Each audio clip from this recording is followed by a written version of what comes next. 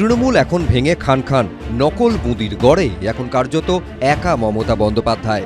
বিধানসভার রাশ হাতের বাইরে চলে গেছে। আমরা তো তৃণমূল কংগ্রেসের লেজিসলেটিভ পার্টি, আমরা চাই মাননীয় মমতা বন্দ্যোপাধ্যায় তিনি আমাদের প্রধান পরামর্শদাতা হিসেবে থাকুন। বলতে বাধ্য হচ্ছি, প্রত্যেকটা যারা তৃণমূল থেকে জিতেছেন প্রত্যেকটা লুটেরা রয়েছে, তারা চোর ডাকাতি করেছে, এখন নিজেদের সম্পত্তি নিজেদের অস্তিত্ব বাঁচানোর লড়াই চলছে। এবার দিল্লিতে ভেঙে টুকরো টুকরো হতে চলেছে তৃণমূলের সংসদীয় দলও। সূত্রের খবর, 13 জন বিদ্রোহী তৃণমূল সাংসদ ইতিমধ্যেই বিজেপির সঙ্গে যোগাযোগ করেছেন। সংখ্যাটা বেড়ে 20 জনও হতে পারে। গত 7 দিনে কোনো তৃণমূল কংগ্রেসের সাংসদের সাথে কথা হয়নি, কিন্তু কাল সকালে হবে না এটা আমি বলছি না।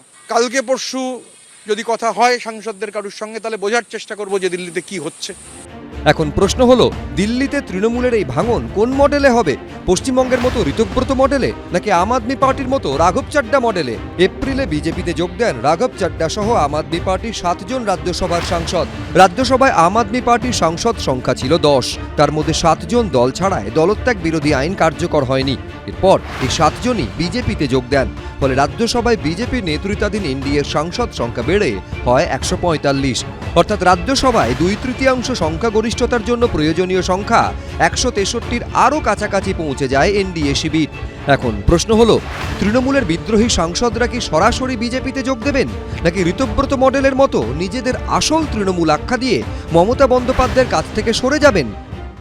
এবার এই মুহূর্তে বিজেপির খুবই প্রয়োজন যে সংসদে 2/3 সংখ্যাগরিষ্ঠতা কোনোভাবে অর্জন করা, এবং সেটা হলে কি হবে, এক দেশ এক ভোট এবং আমাদের প্রায় 800-র ওপরে যে সংসদীয় আসন, অর্থাৎ আমাদের সংসদের যে আকার সেটা বেড়ে যাওয়া, এই দুটি তাদের মুখ্য উদ্দেশ্য। একটি মডেল হতে পারে তাদের মধ্যে 20 জন একসঙ্গে বেরিয়ে গেলেন, গিয়ে সরাসরি বিজেপিতে চলে গেলেন, যোগদান করলেন। আরেকটি হতে পারে যে তারা 20 জন ভেঙে আবার একটি নতুন তৃণমূলের সঙ্গে যেরকম ঋতব্রতবাবু করেছেন সেটা করলেন, এবং তারা পরবর্তীকালে দরকার হলে সংসদে বিজেপিকে সমর্থন করলেন। এই সম্ভাবনাটি অত্যন্ত বেশি যে তৃণমূল কংগ্রেসের যে লোকসভার যারা সাংসদ আছেন তারা একটা বড় অংশ ভেঙে বেরোবেন। তৃণমূলের বিদ্রোহী সাংসদরা সরাসরি বিজেপিতে যোগ দিলে কিংবা আলাদা হয়ে মহিলা সংরক্ষণ বিল কিংবা এক দেশ এক ভোটের মতো নরেন্দ্র মোদীর ড্রিম বিলের পক্ষে ভোট দিলে বিজেপির অনেকটাই সুবিধে হবে। ভাঙনটা সময়ের অপেক্ষা, কিন্তু যেটা ভাঙবে সেটা তৃণমূল নতুন একটা মডেল তৈরি করবে, এবং সেই জন্য তারা ভালো তৃণমূল সেজে একটা আলাদা ব্লক করে, যেরকম বিধানসভায় করেছে, নামটা মমতা বন্দ্যোপাধ্যায়ের, কিন্তু কাজটা হচ্ছে গিয়ে মমতা বন্দ্যোপাধ্যায় বিরোধী।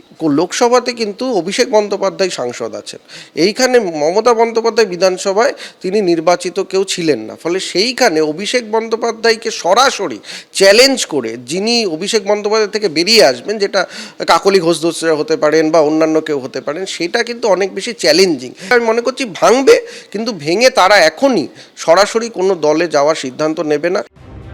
তৃণমূলের সংসদীয় দলে ভাঙন নিশ্চিত, কিন্তু কোন মডেলে সেটাই এখন দেখার।